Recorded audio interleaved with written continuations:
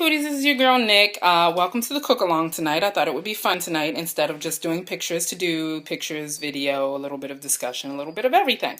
So anyway, just as a reminder, tonight we are making protein pudding in honor of our pre-op love fest. I think protein pudding is one of those things that people spend a lot of money on when they don't really need to, and it's a good thing to know how to make when you're on that puree phase and you need to have something soft that goes down easily that has a good amount of protein. So I thought that I'd start by going over our ingredients a little bit. So, first things first, sugar-free pudding mix.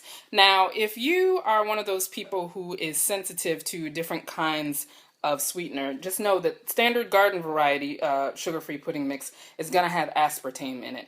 I think that you can special order pudding mixes that have other kinds of sweeteners, but if you just get it off the shelf, it's going to have aspartame. I'm not sensitive to aspartame, so I'm just going to use garden variety. This is like generic pudding mix.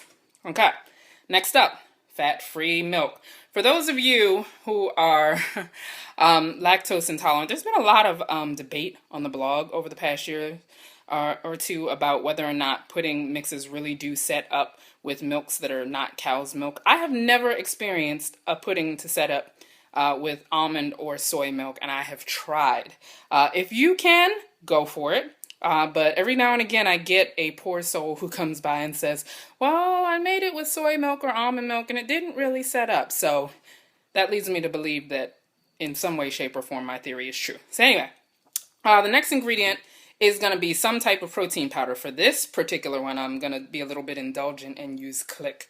If you're newer out, I would use, even though Click has a decaf version, I would use a whey powder, a whey isolate, or a whey concentrate. It all works the same with the method I'm about to show you, but it's going to give you a little bit more protein bang for your buck. And then finally, as a flavoring agent, I know you guys have been curious about the sugar-free s'mores syrup.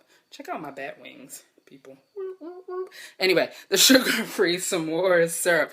So I'm going to use that as a flavoring agent. And really the trick to, it's a very simple recipe, but the trick is to get it smooth and creamy so that you don't have a bunch of lumps and chunks. So that's what we're going to do. I'm going to get set up, and then I'm going to start taking pictures and making. And we're going to have some video, we're going to have some pictures, we're going to have some discussions, and we're going to learn how to make protein pudding. So come on, let's play with our food.